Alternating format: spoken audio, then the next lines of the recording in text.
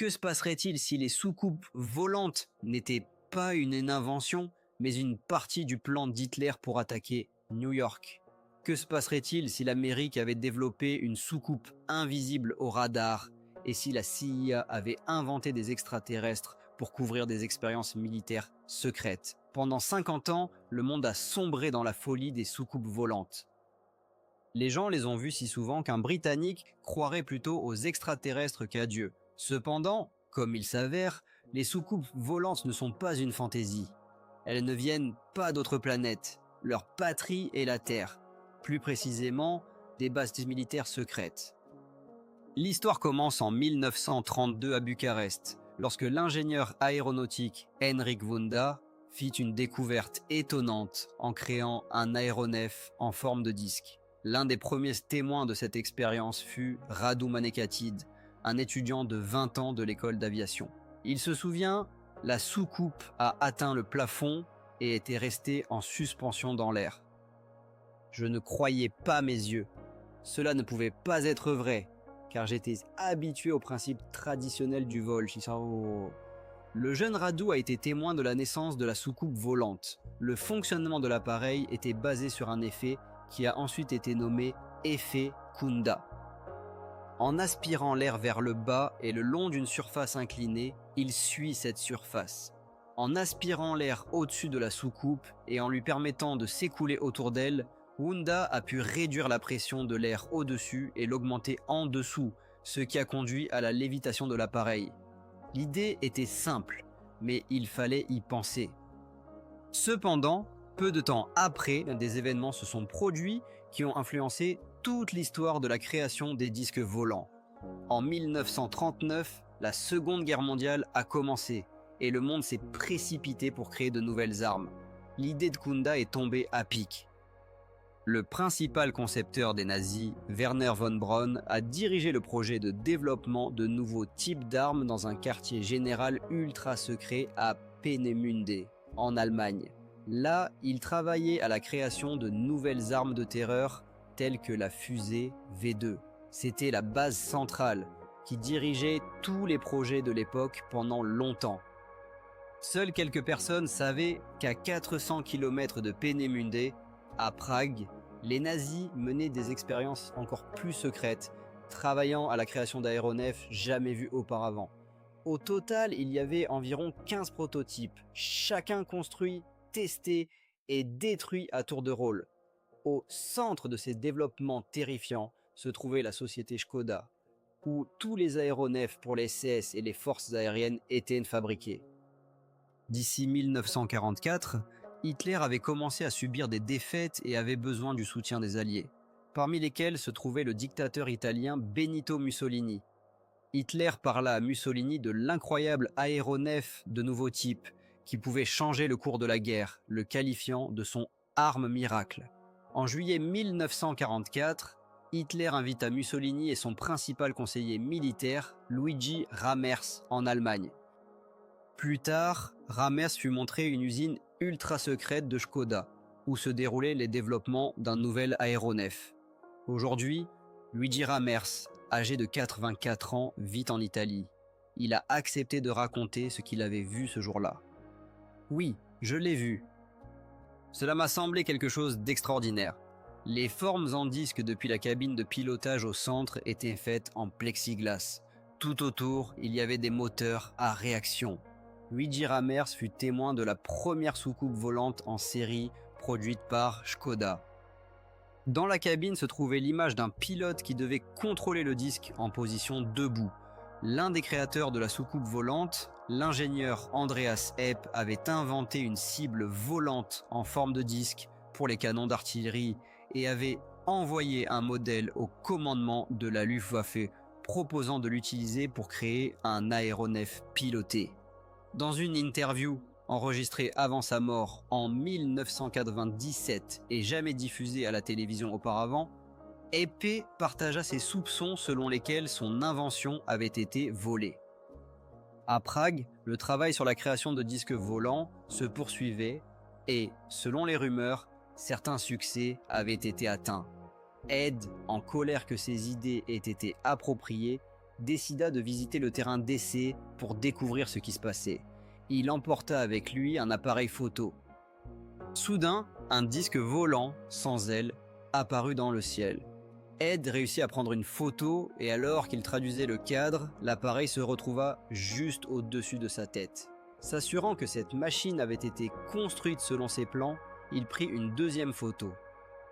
À ce moment-là, il fut envahi par l'indignation à l'idée que ses créations avaient été volées. Bien qu'il récupère plus tard son statut d'inventeur, les discolettes restaient pour l'instant entre les mains des nazis. La soucoupe volante allemande, comme il s'est avéré, volait plutôt bien.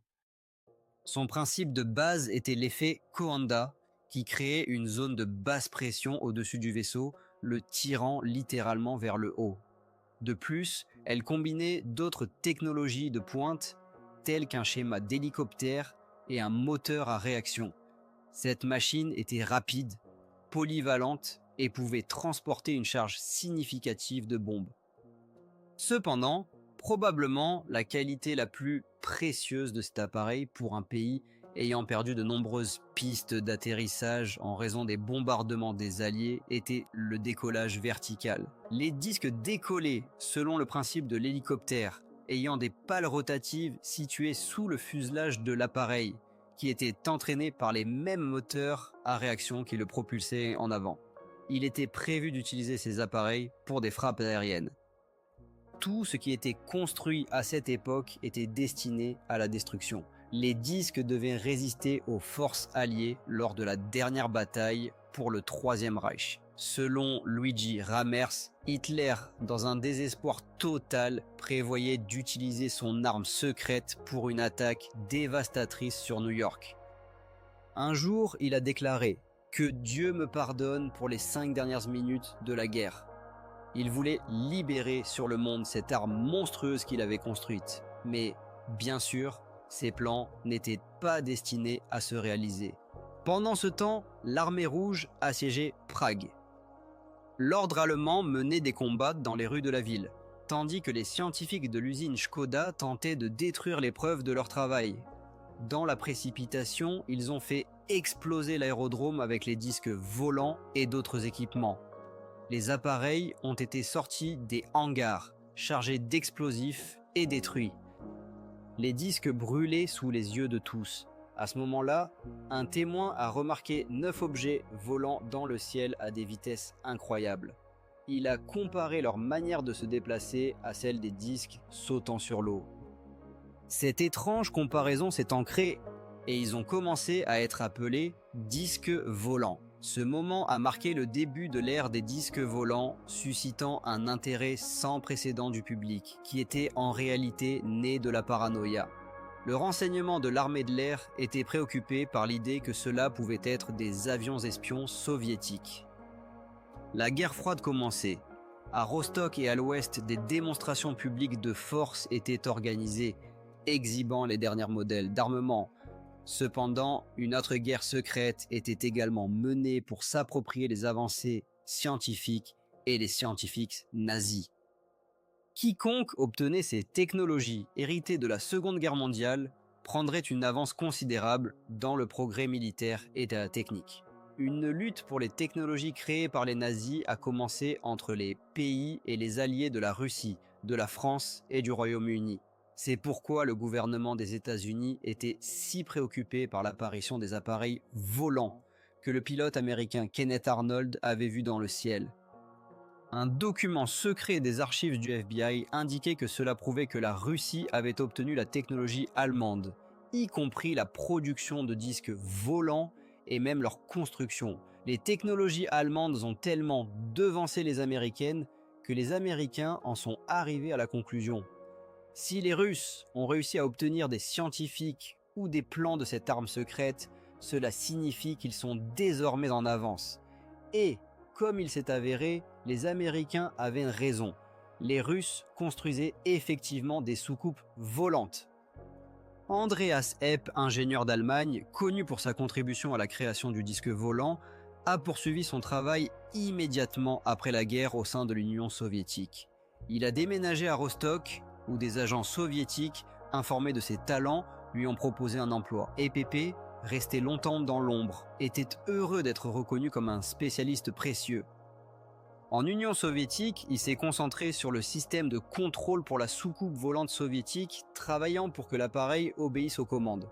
Selon Epp, l'appareil volant créé par les Russes était incroyablement maniable et conçu pour voler dans diverses conditions, ce qui était nécessaire compte tenu de la présence d'un moteur à réaction. De plus, il était requis que la soucoupe puisse voler dans des conditions polaires, car le chemin le plus court vers l'Amérique du Nord passait au-dessus du pôle Nord. L'Amérique, frappée de paranoïa, ne pouvait ignorer ce fait. Même à Hollywood, on pensait que les Russes tramaient quelque chose de sournois. Le pays qui maîtrisera les secrets des soucoupes volantes obtiendra le contrôle du ciel, et cela ne devait pas être la Russie. De nombreuses soucoupes ont été aperçues dans le nord-ouest des États-Unis, en particulier près des usines Boeing à Seattle, où des bombardiers américains étaient construits, ainsi qu'à la laboratoire nucléaire de Hanford dans l'État de Washington, où du plutonium était produit pour des bombes nucléaires. Ces observations se produisaient au-dessus de tous les sites stratégiques des États-Unis, et cette région était la plus proche du territoire de l'Union soviétique, où l'on s'attendait à l'apparition d'avions de reconnaissance. Les soucoupes ont commencé à apparaître partout, et aucune grande ville ou plateau de tournage ne pouvait échapper à leur présence. En réponse aux rumeurs croissantes sur les soucoupes volantes, le gouvernement a élaboré un plan pour les démentir. La première partie consistait à ce qu'un haut responsable militaire démente complètement l'existence des soucoupes. Parallèlement, il était prévu de lancer des rumeurs selon lesquelles les soucoupes étaient venues sur Terre depuis l'espace. Un moment important dans cette histoire s'est produit lors d'une conférence de presse au Pentagone en juillet 1952, tenue par le général-major John Samford, chef du renseignement de l'US Air Force.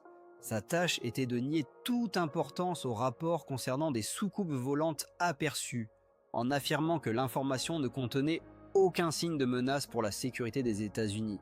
Pour soutenir la théorie des envahisseurs extraterrestres, les militaires ont fait appel à l'auteur de récits de science-fiction, le major de réserve Donald Kehoe, qui a soutenu la position de Sanford.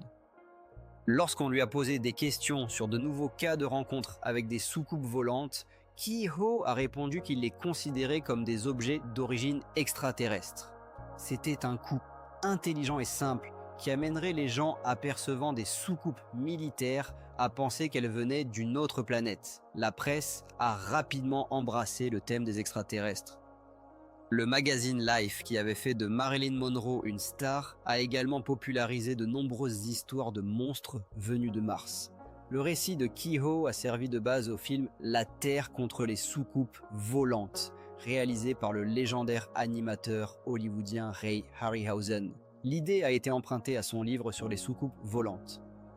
Selon les données disponibles, le gouvernement menait effectivement des expériences sur la création d'appareils volants en forme de disque, mais ces recherches restaient secrètes.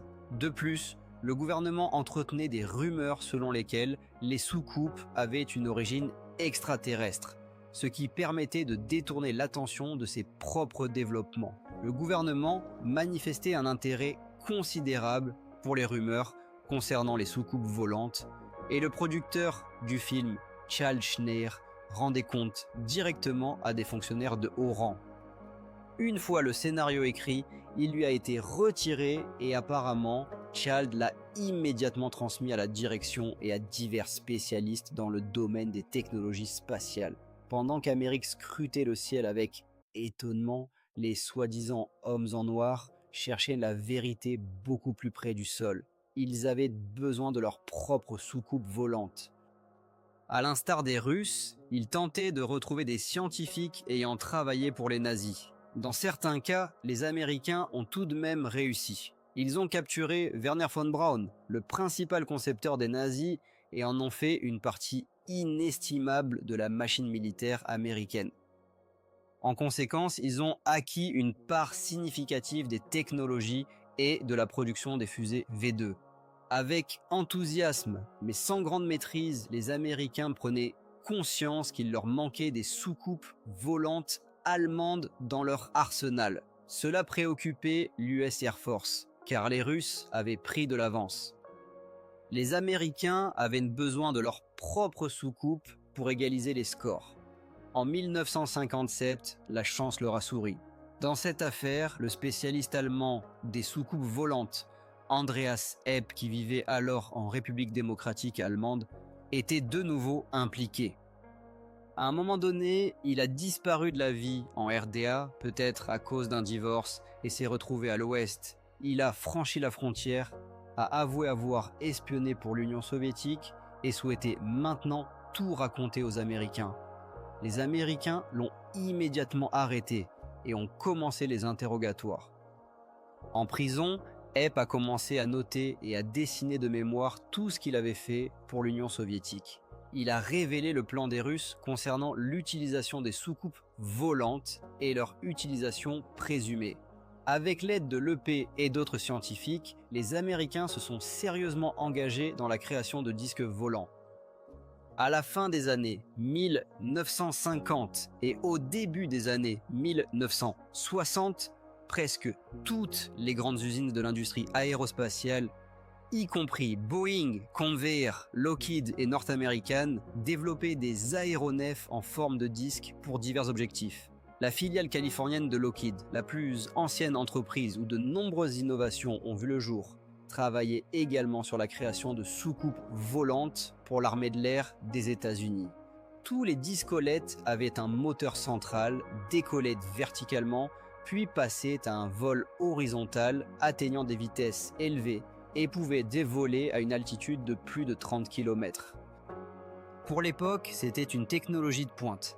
Les ingénieurs de Lockheed travaillaient sur la conception de l'appareil, au centre duquel se trouvait un moteur à réaction, faisant tourner un rotor qui créait l'effet de Kunda.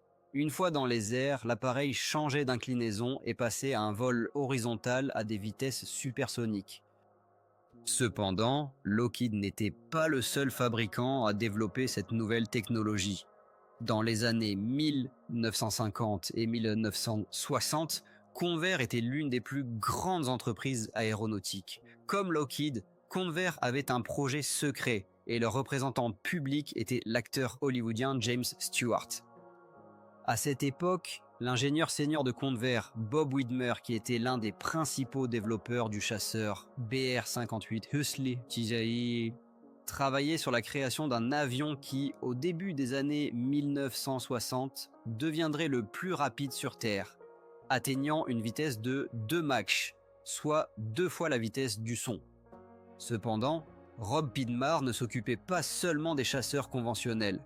À la fin des années 1950, il avait été chargé de créer un avion invisible qui devait rester indétectable par les radars sur 360 degrés. À cette époque, les installations radars en Russie commençaient à se connecter en réseau et la seule solution était de créer un appareil en forme de disque. Le radar renvoie des signaux tandis qu'un objet en forme de disque ou soucoupe volante renvoie des impulsions dispersées et incompréhensibles. Les perspectives de création d'avions invisibles au radar ont suscité d'énormes émois dans les hautes sphères militaires.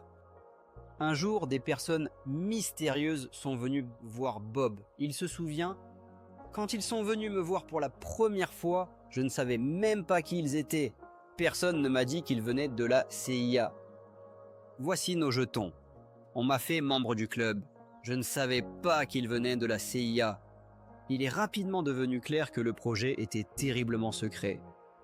En réalité, la CIA agissait beaucoup plus discrètement que d'habitude, car elle luttait non seulement contre les ennemis de l'État, mais aussi contre des unités secrètes de la BBC des États-Unis pour le droit de créer des avions espions.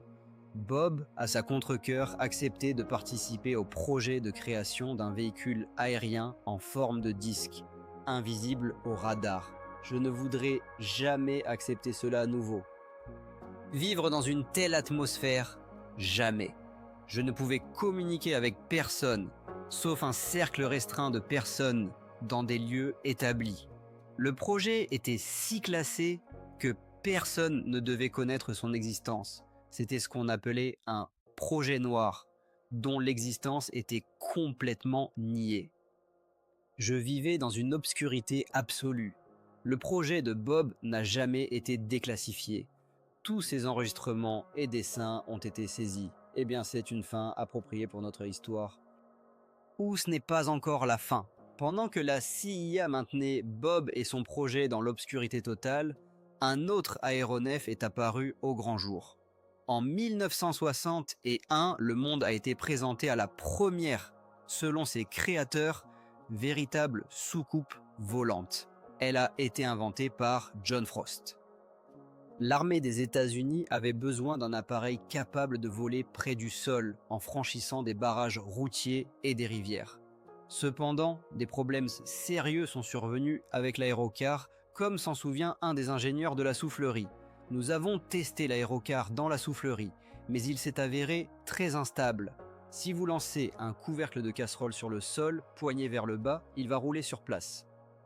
C'est exactement comme cela que se comportait l'Avrocar. En réalité, lorsque l'Avrocar a été présenté au public, le projet avait déjà été abandonné depuis longtemps. L'Avrocar n'était pas du tout une soucoupe volante.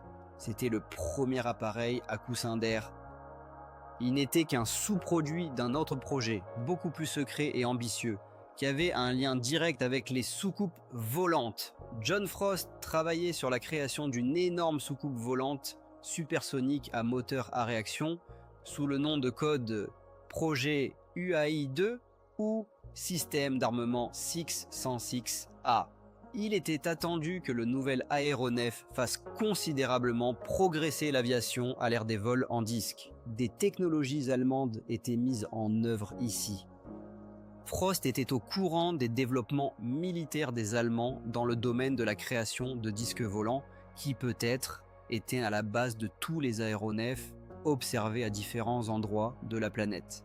Presque simultanément, la CIA avait commencé à financer des travaux de recherche sur la conception d'une soucoupe volante qu'ils souhaitaient construire. Les militaires étaient enthousiasmés par l'idée proposée par Frost. Selon le projet, les caractéristiques techniques de la soucoupe volante lui permettaient de voler plus haut et plus vite que tout aéronef ou système d'armement. Les documents de la CIA ne précisaient pas clairement la signification de l'appareil, mais mentionnaient son utilisation possible en tant que machine de reconnaissance de combat. Le disque volant Avro était conçu avec des qualités de vol uniques qui lui permettraient de surmonter facilement tous les moyens de défense aérienne et de détruire des avions ennemis. Les militaires ont investi des sommes considérables dans le projet avec enthousiasme, et le groupe travaillant sur le projet spécial est devenu une communauté fermée, recevant un emplacement dédié sur le terrain d'essai. Le travail a commencé sur l'idée proposée par John Frost, qui s'est matérialisé dans un aéronef de forme discale idéale. Un des participants au projet, un ingénieur en chef, se souvient « Je ne soupçonnais pas l'existence du groupe de projets spéciaux, car il était ultra secret. » À l'entrée, il y avait toujours une sécurité, et pour accéder aux locaux où les travaux étaient effectués, des jetons avec des marques de couleurs spéciales étaient utilisés. L'ingénieur a commencé à travailler sur le projet 606A, une construction supersonique pour l'US Air Force. Cet appareil est devenu le projet le plus secret de l'histoire de l'aviation. Il représentait un aéronef discal plat, et Frost n'a jamais dévié de la forme qu'il avait imaginée, considérant le disque comme idéal pour le décollage vertical. Cependant, la fantastique soucoupe volante restait loin de la réalité.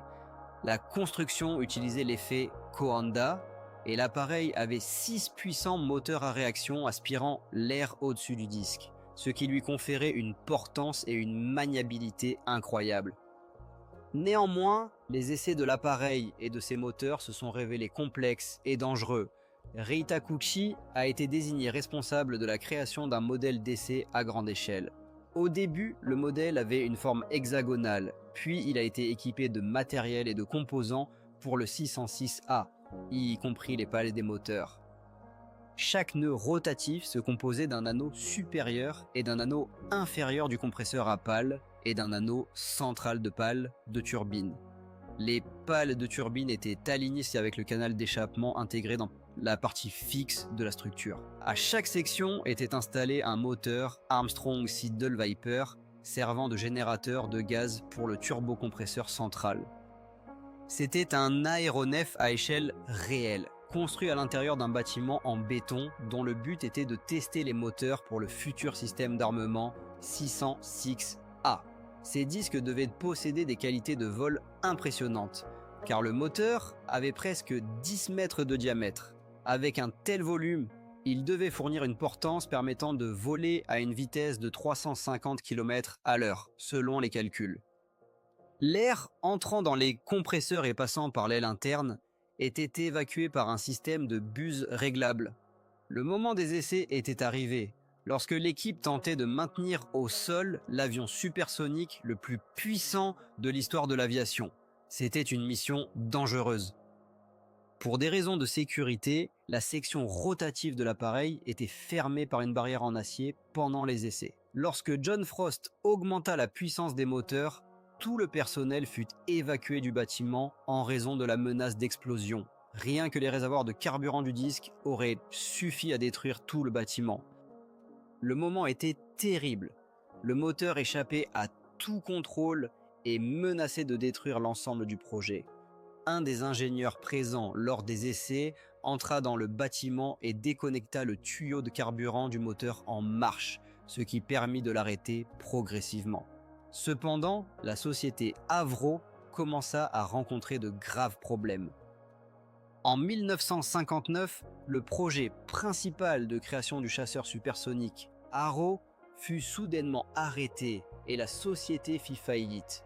John Frost fut retiré de son propre projet. Le génie indépendant qui avait conçu pour Avro le disque volant quitta définitivement la société et déménagea avec sa famille en Nouvelle-Zélande. Cependant, l'armée de l'air américaine resta insatisfaite. Elle avait toujours besoin d'un disque volant. Si Avro n'avait pas pu le construire, elle décida de le faire elle-même. Le disque volant supersonique Frost, comme de nombreux autres projets, disparut dans les entrailles de la machine militaire américaine. Les dernières nouvelles indiquaient que le projet 606A avait été transféré à la société Bell Aircraft à Fort Erie. Depuis lors, il ne restait que des rumeurs. Après la disparition du disque conçu par Frost, des rapports d'observation d'objets volants non identifiés continuèrent d'affluer. Beaucoup considéraient ces messages comme drôles et peu convaincants. Cependant, certains d'entre eux n'étaient pas le fruit d'une imagination malade. L'avion espion U-2, développé dans le cadre d'un projet secret de la CIA, est devenu un exemple classique de projet noir. Sa création a duré 8 ans dans une totale inconnue. Il serait resté un secret à ce jour, si un accident ne s'était pas produit en 1960. Le pilote de l'U-2, Gary Powers, a été abattu au-dessus de la Russie et a passé 2 ans en captivité avant d'être échangé contre un espion russe. Les archives de la CIA concernant le programme de création de l'U-2 témoignaient qu'environ 50% des ovnis observés dans le ciel étaient en réalité des avions U-2. Ces avions volaient à une altitude dépassant celle à laquelle, selon beaucoup, un avion ordinaire pouvait s'élever. Il n'est donc pas surprenant que les observations de ces objets suscitaient étonnement et peur. L'échec du projet U-2 a prouvé au moins une chose. Les extraterrestres d'autres planètes étaient un excellent camouflage tant que votre avion secret ne s'écrasait pas ou ne tombait pas entre les mains de l'ennemi. Et si votre avion secret ressemble vraiment à une soucoupe volante, alors vous pouvez utiliser ce camouflage pendant de nombreuses années. Lorsque la soucoupe de Frost s'est dissoute dans l'obscurité absolue des archives secrètes, les ufologues américains ont uni leurs efforts. Lors d'une conférence de presse à Washington, organisée par un groupe privé et informel connu sous le nom de Comité national d'enquête sur les phénomènes aériens, le vieux débat avec l'armée de l'air a repris. Le comité est devenu le principal porte-parole de la théorie des soucoupes volantes extraterrestres. Il était dirigé par l'écrivain Fantaz, qui avait présenté pour la première fois l'idée des extraterrestres lors d'une conférence de presse en 1952. 14 ans plus tard, il continuait toujours sa chasse aux petits hommes verts. Le président du comité, le major de réserve Donald Keyhoe, insistait sur le fait que l'armée de l'air en savait plus qu'elle ne le disait. Il affirmait qu'un certain appareil peut être piloté par des représentants d'une civilisation avancée, planer au-dessus d'eux. En réponse, les représentants de l'armée de l'air, convoqués à une audition au Congrès, ont de nouveau déclaré qu'ils ne cachaient rien. Le secrétaire de l'armée de l'air, Harold Brown, soulignait « Nous ne cachons rien ». La situation semblait incroyablement simple. Les ufologues accusaient les militaires de cacher la vérité sur une éventuelle invasion, tandis que les militaires le niaient. Personne ne pensait à une troisième possibilité, que les ovnis pouvaient être des objets militaires secrets. Heureusement pour le gouvernement, ces passionnés étaient très bien organisés. Ils croyaient en l'existence des ovnis, affirmant qu'ils venaient du profond espace et étaient pilotés par des êtres intelligents, bien qu'il n'ait pas eu de lien avec la création de cette organisation. Le comité était dirigé par des figures d'ombre. Son conseil comprenait Roscoe Hillenkoetter, le premier directeur de la CIA, et l'agent de la CIA Bernard Carvello. Le premier directeur du comité était Nicholas D. Roselvar du département de guerre psychologique de la CIA. Lorsque Keyhoe quitta son poste de président du comité, Joseph Bryan, également agent du département de guerre psychologique de la CIA, lui succéda. Et qu'en était-il de Keyhoe lui-même? Croyait-il aux extraterrestres ou était-il lié à des recherches militaires sur les technologies allemandes liées aux soucoupes volantes? La réponse à cette question pouvait être connue de l'ingénieur allemand et créateur de soucoupes volantes Andreas Epp, qui avait rejoint le camp des Américains. Dans une interview enregistrée en 1997, il donna une réponse surprenante. Dès le début, les Américains ont essayé de garder votre disque volant secret. Le major Keyhoe, qui servait au Pentagone dans le département des ovnis, apprit que l'Allemagne développait des soucoupes volantes. Alors que le mythe des extraterrestres commençait à gagner en popularité, il devint particulièrement répandu aux États-Unis, où Hollywood contribua à sa diffusion à travers des films tels que Plan 9 depuis l'espace profond. Le mythe des extraterrestres devint si influent qu'il engendra une véritable religion fondée sur l'idée de contact avec une intelligence cosmique. Dans ce contexte, l'un des leaders de ce groupe, le chef Yogi, affirmait être en contact direct avec des êtres extraterrestres. « Amis, nous attendons le contact », disait-il à ses disciples. Puis, le 11 novembre 1987, le contact, selon certains, se produisit réellement. Tout commença lorsque l'homme d'affaires, Prosper Ed Walters, remarqua une lumière étrange au-dessus de son jardin. Il saisit son appareil photo et prit une photo qui devint la première d'une série d'objets aperçus dans le ciel au cours des années suivantes. « Oh mon Dieu ! Je le suis à travers l'objectif », se souvenait-il. Lorsque les images furent agrandies, on y découvrit quelque chose qui ressemblait de manière frappante à une soucoupe volante. Ces objets furent vus par des centaines de personnes, y compris des policiers et des prêtres, et certains d'entre eux affirmaient avoir vu les extraterrestres eux-mêmes. Cependant, une personne qui vit ces photos exprima un avis différent. Il était un expert dans son domaine et savait parfaitement de quoi il parlait. L'histoire se déplace dans la ville de Galbraith, en Floride, où, il y a 17 ans, la série d'apparitions d'ovnis la plus longue de l'histoire américaine fut observée. Des centaines de témoins étaient convaincus d'avoir observé des vaisseaux spatiaux d'origine extraterrestre. Mais une personne, Boyd Bushman, était persuadé du contraire.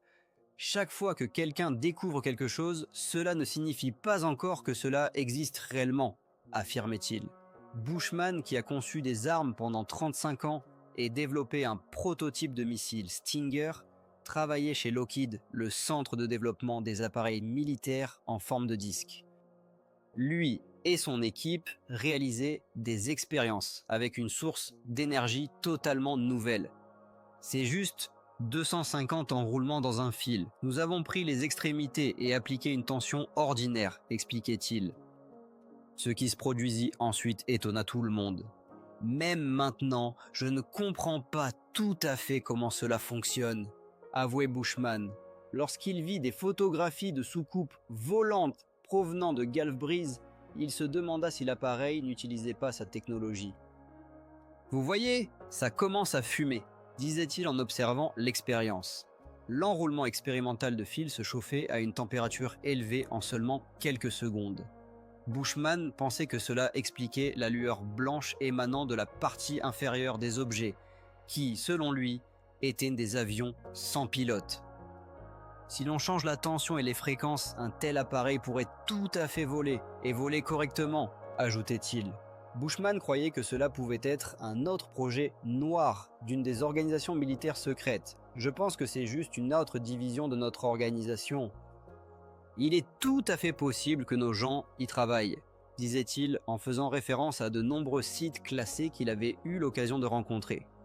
Ma découverte n'est pas le fruit du hasard.